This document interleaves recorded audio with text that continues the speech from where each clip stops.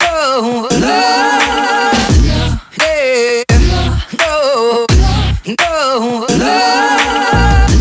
yeah, no. Hello, YouTubers. Welcome back to Keeping It Real. Here with Pastor Joel. That's me. Pastor Robert. Welcome to our next episode. And today we want to talk about one thing. We want to talk about Hypocrites. Hypocrites. The people that say one thing but mean another thing. So today we want to talk about hypocrites in the church. Yes, they are full of them. But is it that the church is actually full of hypocrites?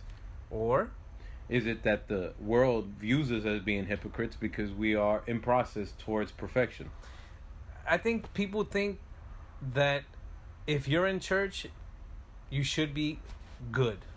I think people think or have the misconception that people in church should be already perfected. And that's not the reality. It's not the reality. It's the expectancy. But the truth of the matter is that there is not one of us that's perfect. None of us. None. No church. I don't care what church, who the preacher is, who the pastor is, what bishop title, apostle title. It doesn't make a difference. Everybody's got some kind of stank in their life. Stank. That stings a little bit. But that's the truth. The reality is that the church should be filled with imperfect people. If not, what's the point of going to church? Would you go to the hospital if you weren't sick? No. Would you go to the doctor if everything was okay? Never. So then, why should the fact that there's people in a church that are trying to better themselves actually stop you from going to some place that theoretically can help you get better? Let's take it a step further. Let's talk about leadership. Let's talk about laborers. Let's talk about pastors. Let's talk about senior pastors. Do we think that they have it all together? Should they have it all together? Or what should the persona be? Well, I think that we expect them to have it all together, and that's a very, very bad expectation. Speaking from the perspective of someone that is in one of those positions, I'll tell you one thing. There is no way that I can sit at any point in my life, look at you guys in the face and say that I've reached it or I'm close to reaching perfection. I know that every day I wake up and every day I commit a sin. Time out. Are you saying that you sin? I'm saying that I sin because my sin is so bad that it ends up being sand. Let's get to the nitty gritty. Let's take off the facades. The reality is, yes, we sin. I sin every single day. Yes, I'm a pastor. Yes, I'm a laborer. Yes, I'm a leader in church. But you know what? I don't have it all together. None of us do. And you watching it doesn't have it all together either. Ooh. In fact, if you have it all together, do me a favor and comment and tell me how you have it all together so I can do what you're doing. I'll take it another step further. Comment. We want to know what you guys think about the leadership, the laborers, the pastors, and maybe even especially the pastors. Should they have it all together? Do you expect to go into a church and see the people that are in leadership, see the people that are serving? Should they have it all together? Do you have that expectancy? Or should they just be normal human beings? And what is normal to you? Now, of course, we want to be clear. We're not trying to say that we're going to take someone off the streets that's never had any kind of religious culture, for lack of better words, or training, and say, okay, here, you go take a pulpit and go preach, because obviously that's not the case. But I think that the important thing to do is to understand that the people who are up there, they're operating in faith. Church is all about faith. And what I mean by that is we're up there trying to put forth a product that we know very well works, but we're trying to figure out all the kinks in it.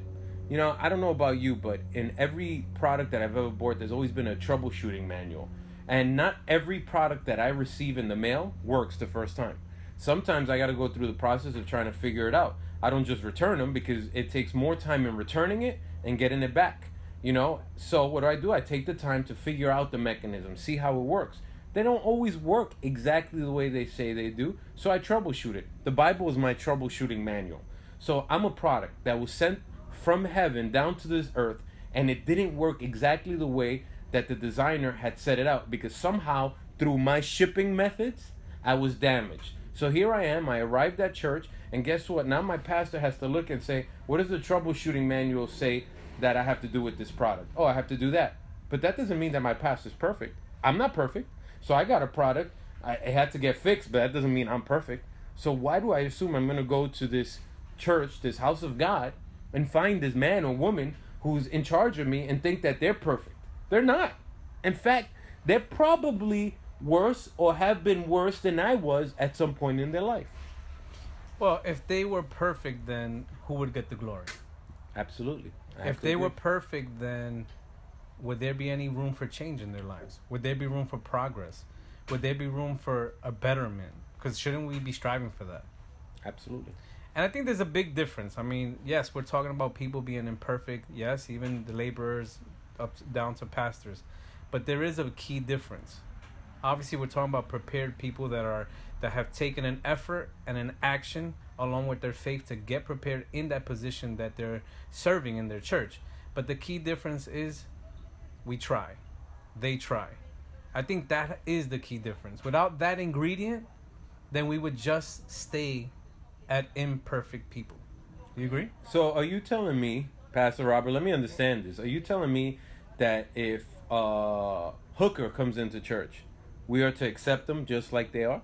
Just like they are? Wait. Are you telling me if a drug addict comes into church, are we supposed to accept them the way they are? Open the door to them. Why? Because that is who Jesus himself dealt with. He didn't go seek the righteous people. He didn't go seek the perfect people.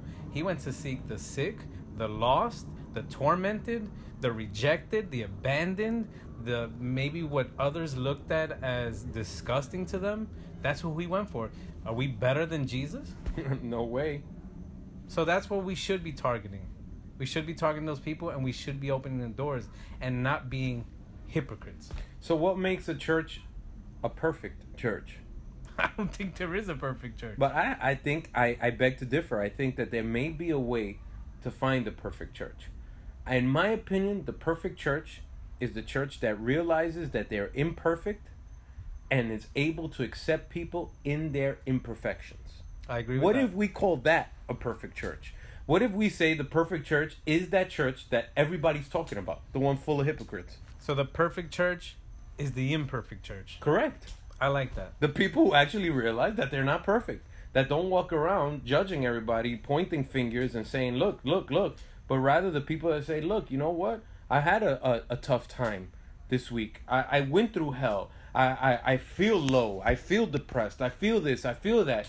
And is still willing to make it out to church. And is still willing to sit next to someone else that may have had a week worse than them or maybe something better than them.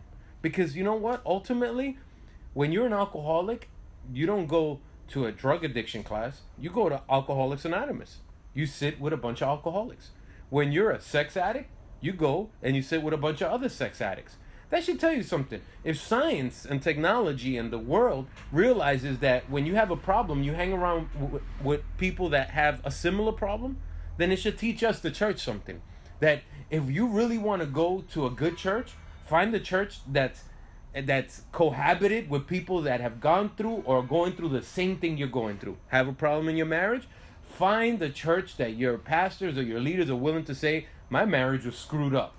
Want to go to that church? Come to mine. Hello. So in other words, don't look for that shiny penny. Don't look for that perfect persona. That maybe that leader that's showing that life is all peachy cream and that everything is great and they don't go through storms and they don't go through any problems or issues in life. Is that what you're saying? No, I mean, hey, look, maybe they made it somehow. God bless them. What I'm saying is that if you feel comfortable being uncomfortable, then go to that church. But if you rather go to a church where you can be you and allow yourself to see the process. Look, speaking from the perspective of someone that has been heavy in their life. Or, I remember the days that it took me to really start my exercising and to lose weight was the days where I looked myself in the mirror and I saw that my stomach overlapped my toes. When I couldn't see my toes anymore, I knew there was a big problem. Don't look down right now. I'm sure you want to. And I get it. And when I realized that my clothes didn't fit anymore, that's when I started saying, I got to do something. And in life, we got to apply the same thing. You got to look for a place that you can connect to. If anyone in my church came in and is dealing with a self-esteem issue because of weight issues, I can talk to them at that level. I want to talk to someone at that level. I don't want to talk to someone that has a six-pack and has never known a day of being fat when I'm heavy. I want to be able to talk to someone that has been where I am. So the perfect church to me would be at a church that is full of people that were potheads, sex addicts, drug addicts, people who are molested, people who had issues, rape, whatever the case is. That's where I want to be, because I can relate to them and they can relate to me. I hope that makes sense. Yeah. Wow. I think that's a lot said. I think that there's going to be maybe some people that agree. Hit the like or put your comments in if you agree. And if you disagree, tell us why you disagree. We'd love to hear your comments. We'd love to see your engagement. We'd love to engage back with you. But we can't do it unless you click there. So click subscribe if you like. Click like if you agree. And if you don't agree, let us know why. Until the next time, let's keep it real. Let's stop the hypocrisy. And let's be who we are. Peace. Yeah, no, no, no.